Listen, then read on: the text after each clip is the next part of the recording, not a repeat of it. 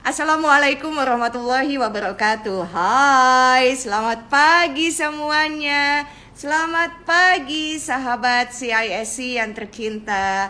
Hari ini kita ketemu lagi bersama saya Syahnas Haq dan kita punya dua sesi, di mana yang pertama ada Wakil Ketua MPR Republik Indonesia Ibu Lestari Murdiat SSMM, dan satu lagi nanti adalah dengan Dr. Farida Briani Sobri, spesialis bedah konsultan onkologi. Kita bertemu dalam talk show bulanan dari CISC. Nah, talk show kali ini berbeda nih dari sebelum-belumnya. Apa sih bedanya? Karena akan diadakan selama 2 sesi dengan mengangkat tema di sesi 1, Semangatku Semangatmu.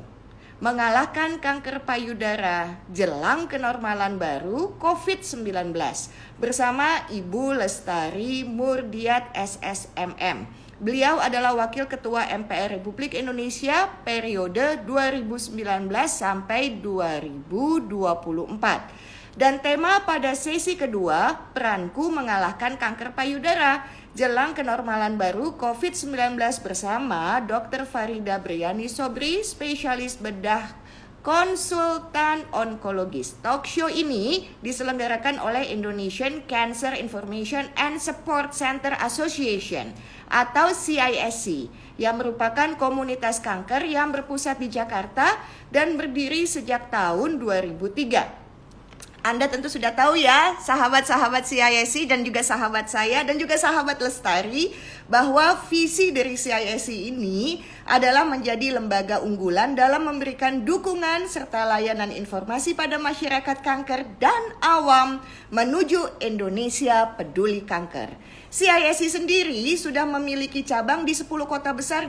Semua sahabat ingin mendapatkan informasi lebih jauh lagi mengenai kanker, bisa langsung mengunjungi website CISC di www.cancerclub.org.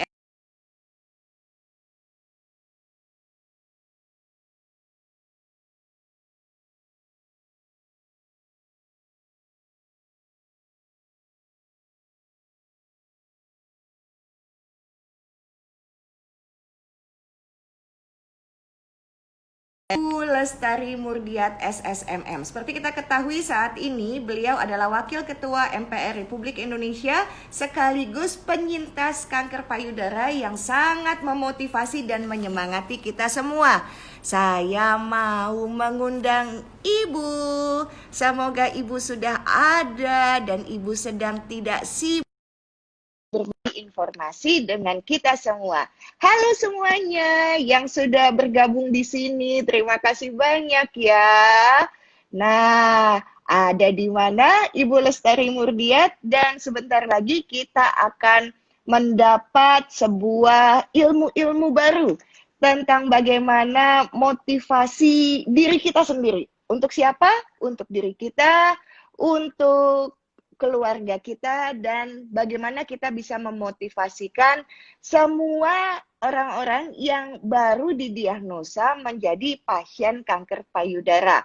Saya masih menunggu sambungan dengan Ibu Lestari dan mudah-mudahan sebentar lagi beliau bisa bergabung bersama kita. Terima kasih untuk CISC yang ada di Padang yang sudah mengikuti. Nah, kita coba lagi ya, satu kali. Terima kasih nih, ada Mas Febrianto yang selalu mendukung acara CISC.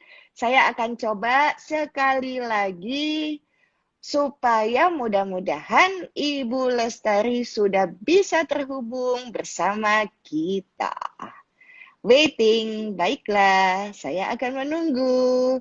Ada Sheila Noveta, hai dari Sumsel ya. Ada Ibu Yana, ada banyak, ada Tara, udah nggak sabar. Lagi mencoba terhubung nih dengan beliau. Baik, masih ada tulisannya waiting untuk bisa terkoneksi dengan baik. Masih menunggu Ibu Lestari Murdiat bisa bergabung bersama kita. Kita akan coba ya, sekali lagi ya. Love Pink Bandung hadir, terima kasih. Untuk Lugi Nasita, ada juga JB Beta, semangat selalu. Iya, mesti semangat selalu. Oh, belum terhubung lagi. Kita akan coba sekali lagi ya. Akan coba sekali lagi dan mudah-mudahan bisa langsung kali ini terhubung dengan beliau. Ibu Lestari, ada di mana beliau? Mudah-mudahan lagi nggak rapat ya, lagi nggak tugas. Pasti sibuk banget nih Ibu Lestari. Dan saya tuh sampai ngikutin ya IG beliau, kemudian apa yang ada di caption, kemudian bagaimana sahabat Lestari selalu memotivasi teman-teman yang baru teridentifikasi, terdiagnosa. Nah, saya akan mencoba sekali lagi ya. Saya akan mencoba sekali lagi karena ini masih belum terhubung. Tunggu sebentar, sekali lagi akan dicoba. Bismillah. Kali ini mudah-mudahan bisa Ibu Lestari Murdia dan para sahabat Lestari. Kayaknya ini bisa nih. Nah, sudah. Ya, selamat siang. Akhirnya terhubung. Apa kabar? Iya, susah. Ini problem sekarang, koneksi. Nggak apa-apa. Problemnya kan physical distancing, tapi kalau Itu hati dia. mah terhubung selamanya ya Ibu Amin, ya. amin. Ibu Lestari, saya mengidolakan Ibu. Aduh, terima kasih. Saya juga loh, selalu mengikuti Shahnaz. Saya membaca perjuangan Ibu. Saya nonton video-video cuplikan Ibu waktu Ibu memotivasi. Saya melihat waktu Ibu pertama ketahuan, kemudian Ibu melakukan pengobatan, kemudian wisuda anak, oh mau nangis gitu, anaknya wisuda. Iya. Perjuangan. Waktu rambutnya Luar biasa. hilang. Waktu rambutnya hilang. Dan Ibu tetap semangatnya itu membuat saya termotivasi. Kalau Ibu bisa, saya juga pasti bisa. Dan semua Amin, wanita yang semua orang lainnya pasti juga bisa. Betul. Ibu, ayo Bu, cerita Bu. Baik. Udah nggak sabar Bu. Iya, baik. Terima kasih banyak. Selamat siang buat semuanya yang ada di hari ini mengikuti bersama-sama acara yang diadakan oleh CISC. Jadi saya mesti mulai cerita dari mana nih, Shahnaz? Aku mau ini Bu, mulai dari yang quotes videonya Ibu itu loh. Kanker bisa ditaklukkan dengan harapan dan betul. cinta. Kita Jadi, mulai dari situ. Saya cerita ya, saya itu ketahuan menderita kanker tidak sengaja. Nah, termasuk saya tuh lalai sebetulnya. Usia 50 tiba-tiba inget, aduh, gue belum mamografi.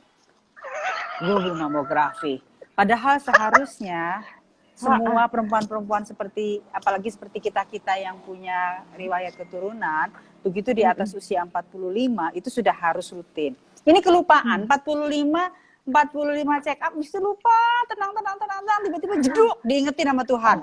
Allah ngingetin, wih, kejedut pintu, ketawanya kejedut pintu, kena dada sebelah kiri, biru.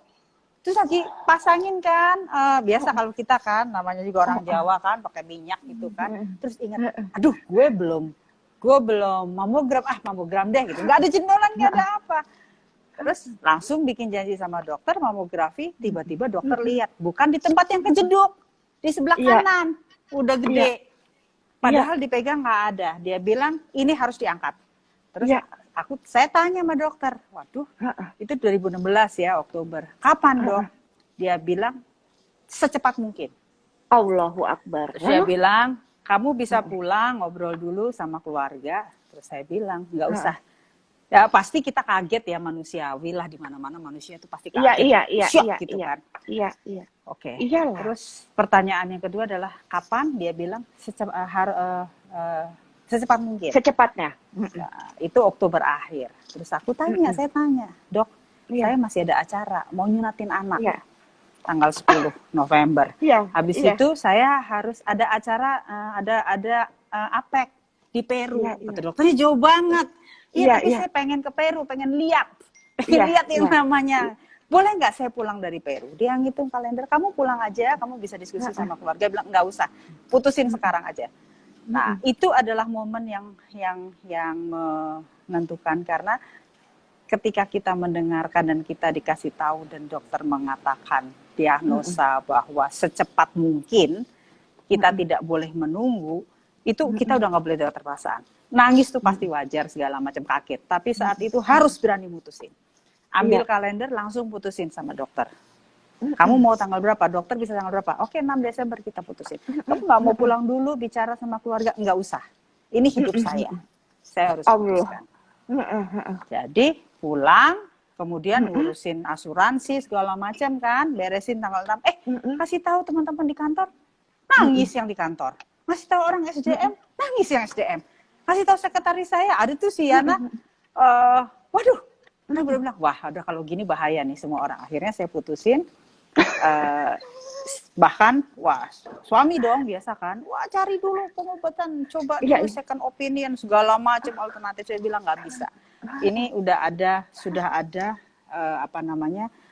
indikasi, sudah ada hasil dari medis. Mungkin kebetulan juga karena ayah saya dokter ya, jadi dari kecil udah terbiasa berpikir cepat gitu. Cepat. Udah, harus ambil keputusan. Wah, suami nggak setuju. Akhirnya saya bilang, udah nggak usah. Ini hidup saya. Jadi ketika operasi tanggal 6 saya putusin, yang nungguin hanya anak saya yang laki-laki, yang nomor 2, karena dia yang paling kuat. Yang nomor 1 soalnya anak ibu ada 4. Empat. Yang satu gede tapi cerewet kayak bapaknya. Enggak, jangan operasi dulu, cari dulu alternatif apa segala macam.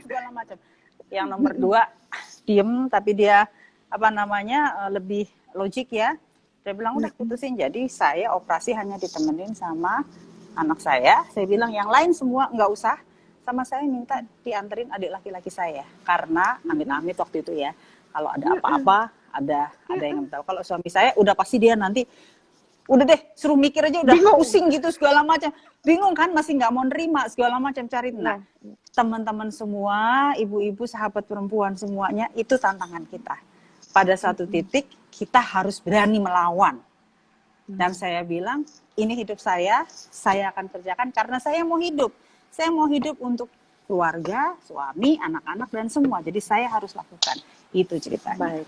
Itu yang pertama. Ya, lalu ya. Sebelum yang kedua ya Bu ya. Sebelum yang kedua, ini ada foto nih Bu. Ini kan kalau ngeliat fotonya Ibu nih, sebelum masuk yang kedua, Ibu masih inget ya, Ibu Lestari. Jadi kalau saya lihat, pertama adalah Ibu itu mempunyai keturunan yang ada kankernya, cuman hanya karena lengah, dan Allah memberikan sebuah kejadian yang sepele, tapi sebetulnya adalah itu menyelamatkan jiwa Ibu. Nah, kalau saya lihat dari Ibu Lestari yang sangat aktif seperti ini, sebenarnya salah satu yang menyelamatkan Ibu adalah kekuatan mentalnya Ibu. Karena Ibu terbiasa bekerja untuk orang banyak dan langsung mesti cepat memutuskan. Nah, mudah-mudahan ini menjadi sebuah modalitas bagi semua pasien dan juga penyintas bisa mengikuti jejak langkahnya Ibu Lestari. Ya, amin, nah, amin. Yang kedua apa, Ibu? Yang kedua, silakan. Nah, udah kan selesai. Operasi tanggal 6, hasilnya keluar tuh akhir Desember. Kemudian dokter bilang ini kok kita harus cek lagi. Kenapa? Jadi di kanker payudara tuh ada beberapa kategori gitu ya. Dari hasil ini sepertinya kalau istilahnya tuh HER2 positif. Jadi HER2 positif itu perlu ada lanjutan pengobatan.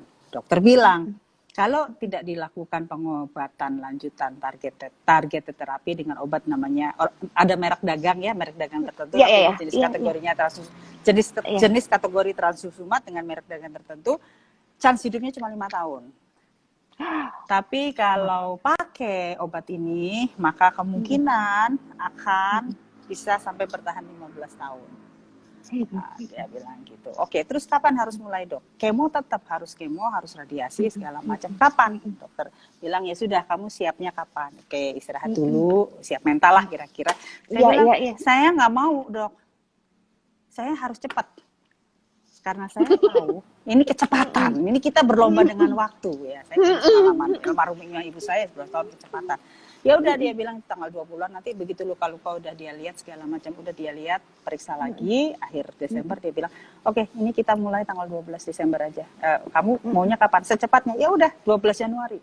Enggak 12 Januari bisa, akhirnya Januari minggu kedua sudah langsung.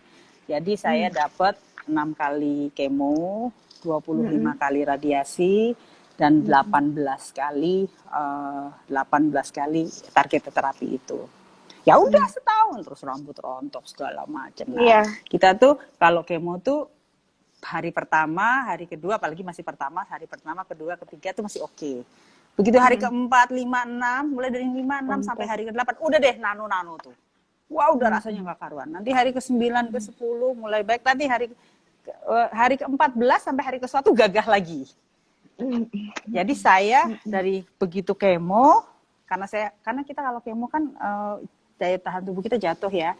Bahkan kita bisa jangan-jangan meninggal bukan kena kanker, kena flu, kena pilek tuh bisa loh. Ya karena kita udah nggak. Jadi saya benar-benar menjaga diri. Soalnya udah nggak ada imunitasnya. Nggak ada sama sekali. Di rumah itu ada aturan. Begitu habis kemo, anak-anak tuh nggak boleh cium mama. Dadah gitu. Pintu buka kayak COVID kita sekarang jadinya. Jadi udah jadi kalau pulang dari mana-mana mandi dulu, mau deket mama harus jauh-jauh dadah, cuma lihat. Tapi mamanya nggak bisa ngapa-ngapain kan. Nanti baru segar lagi hari ke-11, 12 baru. Nah itu. Nah, setiap selesai kemo saya biasanya rest 10 hari, hari ke-11 kembali beraktivitas. Nah, godaan banyak, Shanas, yang namanya tawaran pengobatan alternatif, apa segala macam. Tapi kita terima saja. Kita terima kasih orang sayang sama kita. Tetapi jangan main-main. Selesaikan dulu pengobatan kita yang betul-betul memang sesuai dengan aturan medis. Nah, iya baik. Aku masuknya dari situ ya Ibu Lestari ya, maafkan. Ini bagus sekali kalimatnya Ibu untuk menguatkan semua sahabat Lestari dan juga sahabat CISC bahwa yang pertama tindakan yang sangat bijak, pakailah tindakan medis karena kanker itu bukan penyakit mistis. Jadi jangan ke orang pintar gitu ya. Karena Ibu Lestari juga mengejar waktu sehingga alhamdulillah bisa jadi penyintas saat ini karena pergi ke medis, bukan urusan mistis. Begitu ya. Medis, berdoa, ya terus minta pertolongan itu pasti. Tetapi saya aja pernah ngalamin situasi di mana kan kita nggak bisa ngapa-ngapain dong. Jadi kerjaannya nonton film di kamar, itu mungkin periode kemo kedua atau ketiga. Nonton film kebetulan saat itu Netflix ada film baru, yang Viking, bunuh-bunuhan gitu kan kejem ya, tapi berseri gitu kan.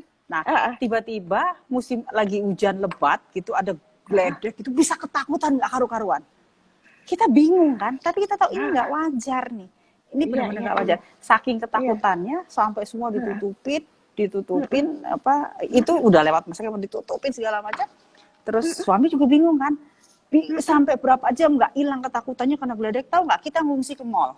Masuk ke di PM itu kan Gramedia kan ketutup gitu kan. Ya udah kita beli kopi aja di situ duduk. Saking takut banget. Ini ada yang nggak benar. Nah, terus dokter waktu konsultasi sama dokter bilang gini, kamu tuh sudah kemo ketiga. Menjelang ketiga tuh di samping badan juga udah habis. Ini adalah efek samping dari pengobatan, ketakutan berlebih-lebihan, kesedihan berlebih-lebihan. Nah, kalau kita kemudian tidak mampu mengatasi kesedihan kita bisa down. Nah, ini mungkin alhamdulillah saya bisa ngatasin kan. Tetapi ternyata nonton film keras itu bisa membuat terpengaruh.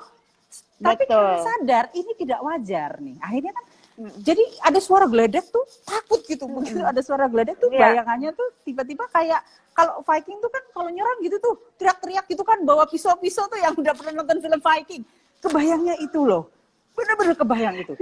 Jadi akhirnya begitu udah masuk sampai mall gitu, ini kenapa sih gue bisa ketakutan begini, telepon dokter. Dokter bilang, jangan nonton gitu-gitu deh, katanya. Kamu tuh sekarang tuh sudah periode gitu, kamu nonton yang komedi-komedi aja.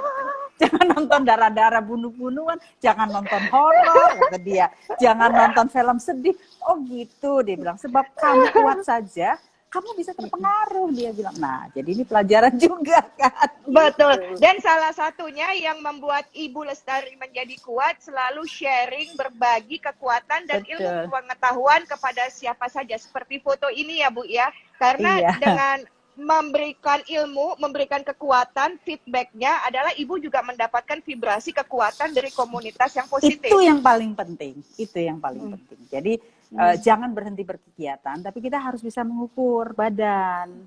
Ya. Kapan harus berhenti. Terus Ya. lupain dulu deh badan, wah nanti gemuk segala macam, lupain dulu deh. Yang penting makan sehat, terus nikmati. Ya. Dan satu lagi, yang paling penting adalah nyaman buat diri kita. Jadi udah nggak usah peduliin orang mau ngeliat kita apa segala macam, nggak usah peduli.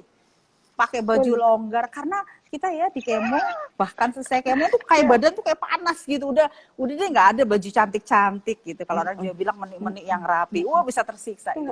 Masa bodoh, nikmatin aja. Iya. Itu kunci. Yang penting nyaman dulu buat diri sendiri sehingga menjadi seseorang yang juga selalu penuh dengan cinta. Ibu kasih pesan untuk kekuatan support system seperti sahabat-sahabat, keluarga, seperti foto-foto ini, Ibu. Iya, itu luar biasa. Support system juga itu luar biasa buat kita. Dan kita sebagai penderita, apalagi ketika mengalami pengobatan, carilah, bergaullah dengan support system yang memang mendukung. Jadi kalau ada teman kita yang ngomong, aduh kamu kasihan, kamu harus begitu, kita harus berani bilang gitu. Maaf ya, saya memutuskan untuk saya mau melanjutkan hidup saya. Itu life must go on. Jadi ya udah, lama-lama teman-teman mengerti. Dan itu juga penting, bermain, bersosialisasi. Apalagi ketika badan kita udah lagi sehat ya. Nah, dan lakukan tetap kegiatan-kegiatan yang memang menjadi kegiatan-kegiatan kita sehari-hari. Karena kita tetap harus ada target-target yang dipenuhi. Itu bukan bicara masalah kita ambisius atau kita punya ambisi, enggak. Tapi harus ada purpose gitu. Hidup juga harus meaningful ya. Dan memang terus terang antara lain berkomunikasi dan bekerja bersama-sama orang banyak, menerjunkan diri di kegiatan sosial itu juga membantu sekali untuk kita. Dan termasuk mendampingi pasien-pasien yang baru pertama kali didiagnosa. Iya. Betul. Benar. Jadi terima telepon aja, ngobrol, ngingetin. Tahu nggak Shanas? Yang menjadi ini terutama adalah 80% pekerjaan saya kalau berkomunikasi, isi komunikasi tidak meyakinkan, jangan pergi ke alternatif. Dah. Nah, kalau orang lain yang ngomong bukan penderita, itu kan susah. Lu kan nggak ngerasain gitu, kamu nggak ngerasain. Tetapi ketika kita ngomong, itu saya paling sering tuh, Bu, boleh nggak ibu saya ini mau begini, sini kasih teleponnya, saya ngomong. Gitu. Itu kerjaan, mulai dari teman sampai supir, semua deh pokoknya. Betul. Apalagi jadi sekarang bahkan semua tim saya semua udah tahu, udah pinter-pinter, udah nggak mau. Sampai asisten rumah tangga pun ada keluarga yang sakit udah bisa ngomong, semua harus ke dokter. Kan ada BPJS sekarang. Iya, betul. Ya kan? Sebetulnya berobat itu bisa asal kita tahu jalannya, pemerintah sudah menyediakan sarana yang cukup gitu. Baik. Yang penting jangan takut. Jangan takut. Ibu, sebetulnya masih banyak Bu yang saya ingin tanyakan karena Ibu Lestari itu betul-betul sumber inspirasi buat banyak orang termasuk saya. Tapi terakhir nih Bu, apa yang ingin Ibu sampaikan kepada 4 buah hati Ibu dan suami tercinta?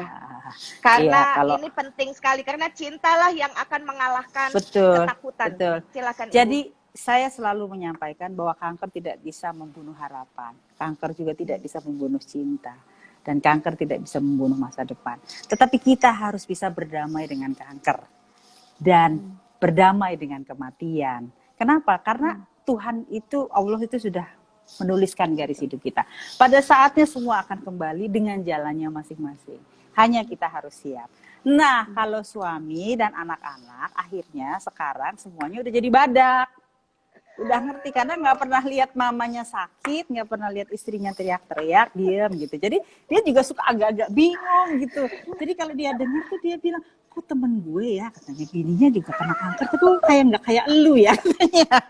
Suka tanya. Jadi coba bilangin dong gitu dia bilang. Jadi akhirnya dia juga jadi bisa karena begini loh. Sebetulnya kalau sakit pastilah sakit. Kita nggak mungkin bilang kita nggak sakit, itu nggak mungkin.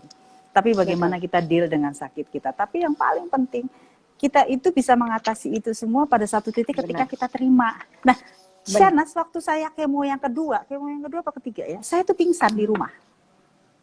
Di rumah, pingsan, bener-bener pingsan. Cuma kan badan gendut nih.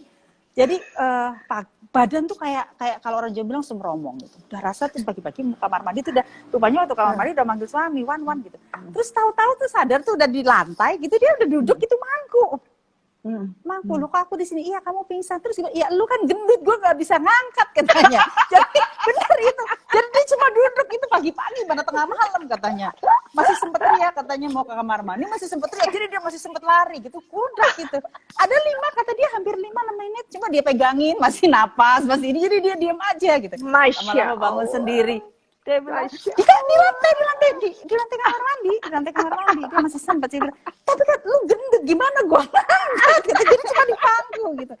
Bener-bener itu, kita bisa kehilangan kekuatan. Nah, udah sejak saat itu udah, kita juga nggak boleh sok pinter. Sekarang mau jam berapa aja, pokoknya kalau lagi di kemo ke kamar mandi harus minta dipegangin gitu, ditemenin dan dipegangin. Gitu. Jadi kita harus punya bisa ngukur diri sendiri. Betul. Itu kuncinya. Ibu Lestariku tercinta, terkasih, terhebat yang Terima luar kasih, biasa. Shanas. Terima kasih sudah berbagi inspirasi. Semangatmu sekali. mengalahkan kanker payudara jelang kenormalan baru COVID-19. Rasanya tepat sekali dengan kisah Ibu Lestari tadi. Bahwa semangat saya adalah semangat orang banyak. Begitu juga semangat orang banyak adalah semangat bagi pasien. Saya, betul. Terima kasih sekali Ibu Lestari sudah hadir di sesi pertama. Nah, Ibu peluk sayang dulu dari jauh. Iya, cium dari jauh ya.